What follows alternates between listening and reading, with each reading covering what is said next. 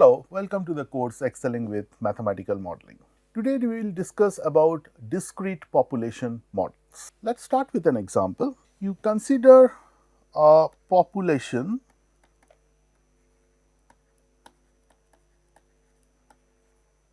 of Royal Bengal tigers in Sundarban, which is located in West Bengal. And survey shows that there is a decrease of 3% in the population of these tigers per year. Now, if you want to model this using difference equation, this is how it will go, that your population in the next year will depend in the population of the current year with a 3% decrease. So, 3 by 100 into PM. So, very simple model where this gives you number of tigers after n years. This is the number of tigers in the n years. And if you just solve them, it can be just Pn minus 0.03 Pn. So, Pn plus 1 equal to 0.97 Pn. So, if somebody asks that what will be the number of tigers after 4 years. So, after 4 years. For that you need a initial count of the tiger. So, let us say initial count is 150. So, your P1 is 0.97 P0. So, you just multiply and 150 and you get this is approximately equal to 146. Similarly, P2 you put n equal to 0, n equal to 1, 0.97 P1 which is 0.97 into 146 and approximately this is 141. Similarly, you can calculate what is your P3 and your P4. Now, if somebody wants, they can calculate in this manner also, that your P4 which is 0.97 P3, your P3 is 0.97 P2, your P2 is 0.97 P1 and ultimately your P1 is 0.97 P0. So, you have 0.97 to the power 4 into P0. So, this gives you that if you have no information about P1, P2, P3, still you can calculate what is the number of tigers after 4 years just by knowing the initial condition P0. And if you substitute here this 150, this is going to give you 0.88529 multiplied by 150 and this will be approximately equal to 133, which matches with this number. So, a very simple discrete case model using a difference equation where you can calculate the population, in this case it is the Royal Bengal tiger in Sundarban in certain years. Let us take another example. Suppose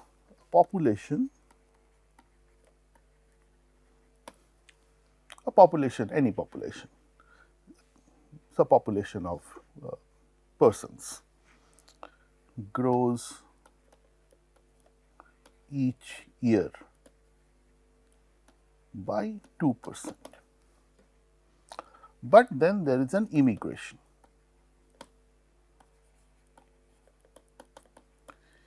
This occurs at a constant rate of 3000 per year. So, by immigration we mean that you move out of the one place to another place. So, from that particular place at a constant rate 3000 moves out to some other city, but the population grows at a constant rate of 2%. Now, if you want to model this using difference equation, again Pn plus 1, this population plus there is an increase of 2%, but with a constant immigration of 3000 per year. So, this will give Pn plus 1 equal to 1.02 Pn minus 3000.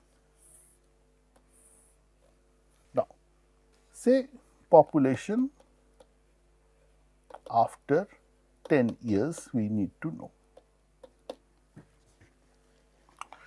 So, we have already done equation of the form Axn plus 1 equal to Axn plus b.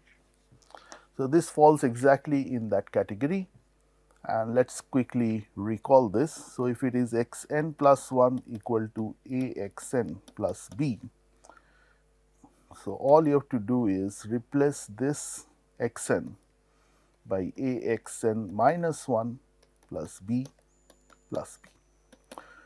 So, it is like xn will be a times xn minus 1 plus b, xn minus 1 will be a xn minus 2 plus b.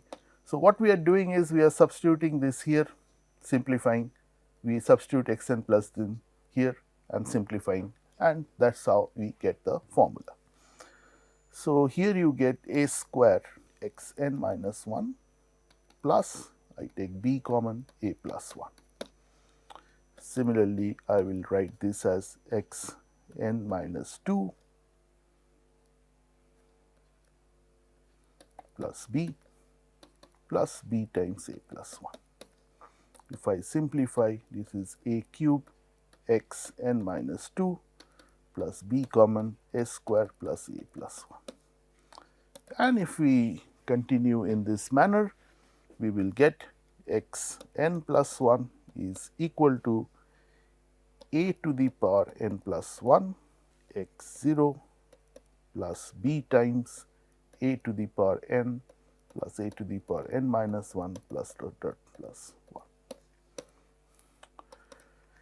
If we use the GP series formula, this is a to the power n plus 1 x0 plus b a to the power n plus 1 minus 1 by a minus 1, and in this particular case a is greater than 1. If a is less than 1, this becomes 1 minus a to the power n minus 1 divided by 1 minus a. So, basically we use this formula to solve this particular equation. Let us rewrite this. Pn plus 1 equal to 1.02 times Pn minus 3000, and we have xn plus 1 equal to a to the power n plus 1 x0 plus some b times a to the power n plus 1 minus 1 by a minus 1. And this is the solution of xn plus 1 equal to a xn plus b. So, if I compare, the value of a is 1.02, value of b is minus 3000, and n we need equal to 9, because I need what is P10, that is the population after 10 years. So, if I substitute this here, I will get P10 is equal to a to the power n plus 1, that is 1.02. So, I substitute n equal to 9 here. So, to the power 10, initial population, let us take 1.5 lakhs plus b, which is minus 3000, then 1.02 to the power 10 minus 1 divided by 1.02 minus 1. If you calculate this, this comes to be 849 minus 32849, and it is 1.5 lakh. So, the conclusion is that okay, you have a growth of 2% in the population with a constant movement of 3000 people moving out of the city. Even after 10 years, the population remains constant to 1.5 lakh. Well, the problem is chosen like that such that you get this answer 1.5 lakhs, but otherwise there will be an increase and the decrease in the population if I change this number 3000. So, let us move to some non-linear models now. Non-linear population models. We call them density dependent population growth. As the name suggested, they are density dependent. And the very first in the line is discrete logistic growth. We have done this logistic growth many times. So, I will just discuss the model. The equation is also looking familiar. So, your R is your intrinsic growth rate, K is your carrying capacity, and if you want to find the equilibrium solution, you have to replace xn plus 1, which is xn equal to some x star, substitute the values here and find the equilibrium points. In this case, the equilibrium points will be 0 and k times r minus 1 by r. Since these are populations, they have to be positive, so r has to be greater than 1. And then you can check for stability at these equilibrium points. Since we have done this logistic growth so many times, I am not going in details of this analysis, I leave that to you. Let us move on to another kind of density dependent population growth, and the name is Richer's model. So, this looks like xn plus 1 is equal to alpha times xn e to the power minus beta xn. So, here alpha is your maximum growth rate and beta is the inhibition growth, which means that this is the factor or the parameter which boosts the growth, which increases the growth, and this is the factor with the negative sign which actually keeps the growth down. So, your alpha and beta are positive parameters. Now, if you want to see what are their equilibrium points, so as usual you have to substitute xn plus 1 equal to xn equal to some x star, because there is no change from n to n plus 1, that is the definition of this equilibrium point, and you have x star is equal to alpha times x star e to the power minus beta x star. So, if you solve this, this is alpha e to the power minus beta x star minus 1 into x star equal to 0. So, I have x star equal to 0 and alpha e to the power minus beta x star equal to 1. This gives me alpha equal to e to the power beta x star, which is ln alpha equal to beta x star, which gives me x star equal to ln alpha by beta. So, I have one equilibrium point as 0 and the other equilibrium point as log alpha by beta. Let us now look into the stability analysis. So, our model was in the form xn plus 1 equal to alpha times xn into e to the power minus beta xn.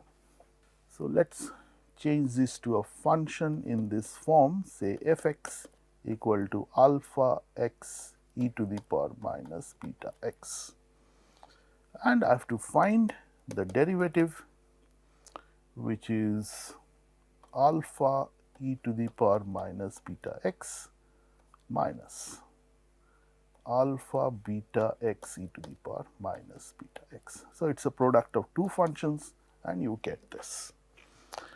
Now, you have the two equilibrium points x star equal to 0 and x star equal to log alpha by beta. So, if you put f mod of f dash x star, the value is 0, you get alpha, just alpha. So, mod of alpha, and that must be less than 1, and this implies minus 1 less than alpha less than 1, but your alpha is always positive, and if I combine these two, you will get 0 less than alpha less than 1. So, this is the condition for stability for the equilibrium point x star equal to 0. Similarly, if I take f dash at the point ln alpha by beta, then I get alpha. If you recall, this is the equation which I get, that is e to the power minus beta x equal to 1 by alpha. So, let me write this one, alpha e to the power minus beta x star equal to 1. So, I am going to substitute x star equal to this value in this equation or some relations in this equation. So, if I want that e to the power minus beta x star, this will imply e to the power minus beta x star equal to 1 by alpha. So, instead of substituting this x star here, I will replace e to the power minus beta x star by 1 by alpha. So, this gives me 1 by alpha minus alpha beta x is ln alpha by beta, this gives me 1 by alpha.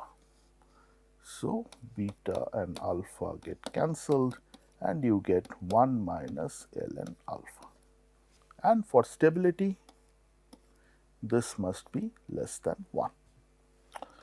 So, let us simplify this. I get 1 minus ln alpha is less than 1, which implies minus 1 less than 1 minus ln alpha less than plus 1. Now, let us take this one. If I take this one, it is minus 1 less than 1 minus ln alpha, which gives me ln alpha is less than 2, which gives me alpha less than e square.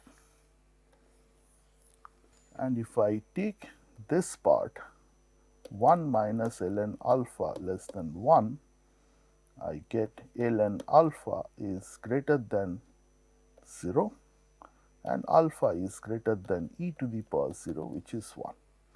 So, combining these two, 1 less than alpha less than e square. So, this is the condition for stability for the equilibrium point x star equal to ln alpha by beta. Now, you can easily check that for 1 less than alpha less than e, you will see that your f dash x star equal to ln alpha by beta, this is positive, and for e less than alpha less than e square, your f dash minus at the point ln alpha by beta is less than 0. So, this means that it is stable in both the cases, but in this case it will monotonically approach the stable point, and in this case it is going to be an oscillatory behavior, but approach the equilibrium point. Now, let us look into the numerical solution of this Richer's model. We use the same Microsoft Excel. So, I have taken the value alpha to be 1.535 and this is the beta value. This is already there and your initial value is 50. So, my equation is xn plus 1 equal to alpha times xn e to the power minus beta xn. So, if I want it here, this will be equal to alpha, which is this, multiplied by xn, which is this initial value, multiplied by exponential of minus beta times xn. Now, I will just put dollars in place of the constant. Your alpha is a constant, so I put dollar notation. Then your G4 is xn exponential, again your beta is a constant, so I put a dollar sign and enter. So, I get some values, drag till 50 of them or say 40 of them, just increase the font size. So, let us plot this.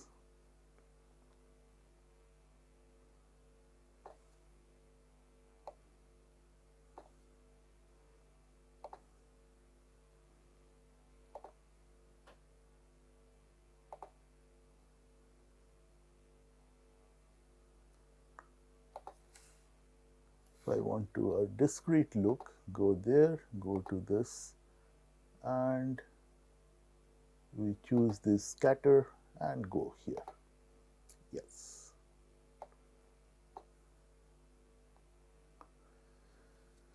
So, this is what we get for this Richer's model. If I change the value of this alpha, because alpha lies between 1 and e square, if you want a different dynamics, that also can be done. We now look into the solution of this Richer's model by changing the parameter values, namely the value of alpha.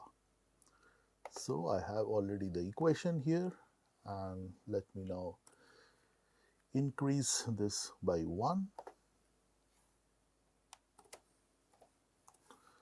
and drag it to the next 30 values.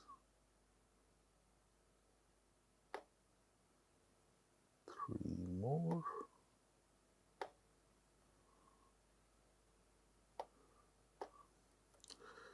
Next, we calculate the initial condition here is 50. So, this is equal to alpha, which is a constant. So, I put a dollar here, multiplied by the xn, which is this value, multiplied minus beta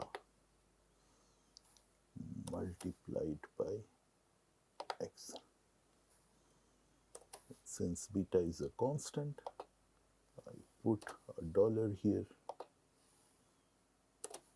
and you get the value. So, I drag it till 30 of them.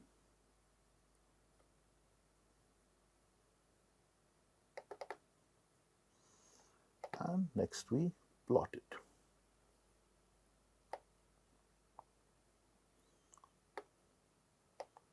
So, I highlight these values, go to insert, go to this charts and choose this.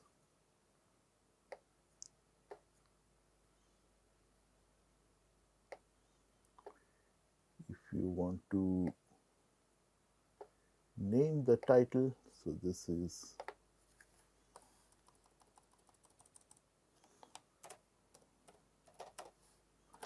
just model.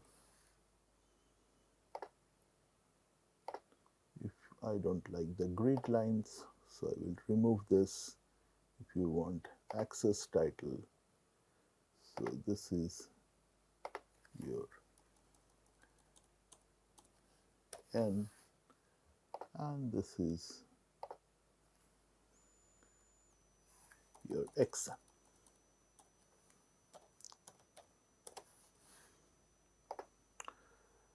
And you get the figure for the parameter values alpha equal to 6.535 and value of beta remains the same, which is 0.000783. And you see the behavior of the curve is oscillatory and reaching a equilibrium value. The next is we again change this parameter value of alpha. We now make it as 15.535 and see what's the dynamics is. So again I increase this value by 1. I take it to the next 30 values and then calculate this xn in a similar manner. So this is equal to alpha, which is a constant, multiplied by xn multiplied by exponential of minus beta, which is again a constant, multiplied by xn, and we get the value.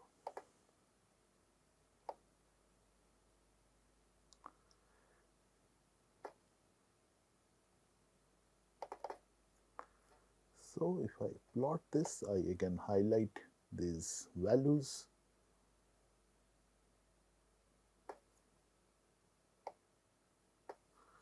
I go to insert,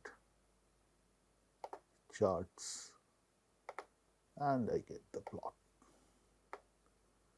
So in the similar manner,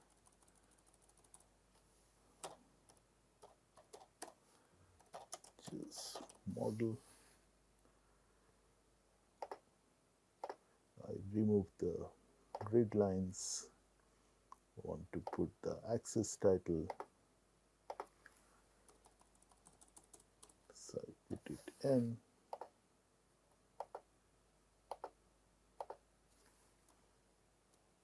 and X. So this behavior shows that it is some sort of unstable situation which we get by replacing the value of alpha 15.535. Now there is a shortcut also. Suppose in this previous figure I want to change the value of alpha directly here.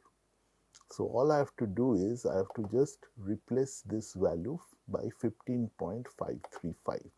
So if I replace this value by 15.535 and just click it outside, you see that all these values are automatically changed and you get the value which is exactly, it's the graph which is exactly same like here.